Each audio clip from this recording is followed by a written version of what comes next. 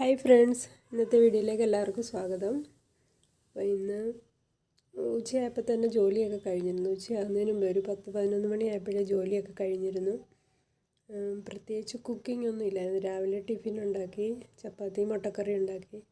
അതിനുശേഷം ഇന്നലത്തെ മീൻകറിയും ചോറും ഒക്കെ ഇരിപ്പുണ്ടായിരുന്നു. അതുകൊണ്ട് ചോറും ഒന്നും വെക്കേണ്ടി വന്നില്ല. അപ്പം വേഗം ക്ലീനിങ് ഒക്കെ കഴിഞ്ഞു. പിന്നെ അതിനുശേഷം കുറച്ച് പ്രിപ്പറേഷനൊക്കെ ചെയ്യാനുണ്ടായിരുന്നു, ട്യൂഷൻ എടുക്കുന്ന പിള്ളേരുടെ. അപ്പം ICSE ബോർഡിലെ ഒരു കൊച്ചുണ്ട്. എനിക്ക് ആദ്യം തൊട്ടേ അത് എൻ്റെ അടുത്ത് വരുന്ന ഒരു കുട്ടിയായിരുന്നു. അപ്പോൾ അതിന് അവർ വേറെ എങ്ങും വിടുന്നില്ല, എൻ്റെ അടുത്ത് തന്നെ നിർബന്ധിച്ച് വിടുകയാണ്. എനിക്ക് കുറച്ച് ബുദ്ധിമുട്ടായിട്ട് ഞാൻ പറഞ്ഞായിരുന്നു, കാരണം എനിക്ക് കുറച്ച് ഹാർഡാണ് അത് പഠിപ്പിച്ചെടുക്കാൻ വേണ്ടി. അപ്പം ഞാൻ സ്വയം ഇരുന്ന് പഠിച്ചിട്ട് വേണം പഠിക്കാൻ. വീട്ടിലെ ജോലിയെല്ലാം കഴിഞ്ഞ് വീണ്ടും അതിൻ്റെ സമയം കളയണ്ടല്ലോ എന്ന് വിചാരിച്ച് ഞാൻ പറഞ്ഞിരുന്നു അവരോട് വേറെ എവിടെയെങ്കിലും വിടാൻ. പക്ഷേ അവർ വിട്ടില്ല, എൻ്റെ അടുത്ത് തന്നെ വീണ്ടും കൊണ്ട് വിട്ടേക്കുവാണ്. അപ്പോൾ അത് കാരണം എനിക്ക് കുറച്ച് ടെൻഷനാണ്. അത് പഠിപ്പിച്ചെടുക്കണമെങ്കിൽ ഞാൻ പഠിച്ചിട്ട് വേണ്ടേ പഠിപ്പിക്കാൻ. അപ്പോൾ അങ്ങനെ കുറച്ച് ജോലിയൊക്കെ ഉണ്ടായിരുന്നു. അതൊക്കെ കഴിഞ്ഞിട്ട് പിന്നെ പയർ വെള്ളത്തിയിട്ടിരുന്നു. ഞാൻ പുഴുങ്ങാമെന്ന് വിചാരിച്ചായിരുന്നു എടുത്തത്. പക്ഷേ ഒന്ന് മുളപ്പിച്ച് പുഴുങ്ങിയാൽ കുറച്ചുകൂടെ ഹെൽത്തി ആണല്ലോ എന്ന് വെച്ച് അത് അങ്ങനെ വെച്ചു. അപ്പം അത് ഹെൽത്തി ഫുഡ്. ഇപ്പോൾ ഇത് കുറച്ച് ജങ്ക് ഫുഡാണ് കാണിക്കുന്നത് കേട്ടോ. ഇത് നമ്മുടെ ജനറേഷനിലല്ല, ഇപ്പോഴത്തെ ജനറേഷനിലെ പിള്ളേർക്ക് ഇതൊക്കെയാണല്ലോ കഴിക്കാനിഷ്ടം.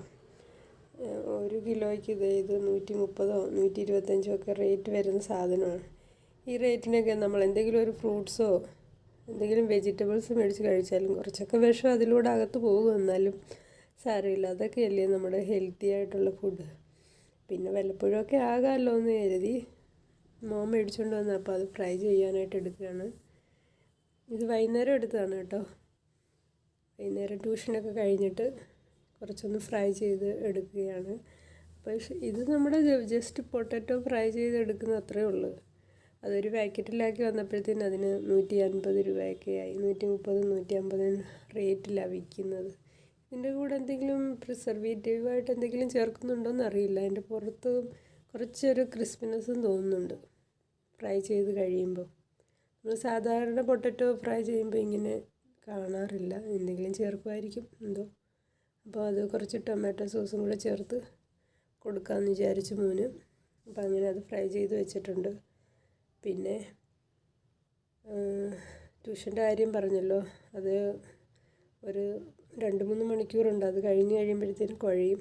അപ്പം പിന്നെ കഴിഞ്ഞ് എന്തെങ്കിലും വന്നൊന്നെടുത്ത് കഴിക്കാൻ നോക്കുമ്പം ഇതായിരുന്നു. പിന്നെ ഞാൻ കുറച്ച് അവൽ നനച്ച് കഴിച്ചിരുന്നു കേട്ടോ. എനിക്കതൊക്കെയാണ് ഇഷ്ടം. ഞാൻ കുറച്ച് അവൽ നനച്ച് കഴിച്ചിരുന്നു. ഇത് ഇപ്പം മോന് വേണ്ടി അവൻ ഫ്രൈ ചെയ്ത് വെച്ചതാണ്. അതിനുശേഷം പിന്നെ അത്താഴത്തിനുള്ള കുറച്ച് പരിപാടിയുണ്ട്. ഇന്നലെ കുറച്ച് മീൻ വാങ്ങിച്ചിരുന്നു, ഉലുവ മീനും അയിലയൊക്കെ ആയിട്ട്. അപ്പം അയില 2 എണ്ണം മാത്രമേ എടുത്തുള്ളായിരുന്നു.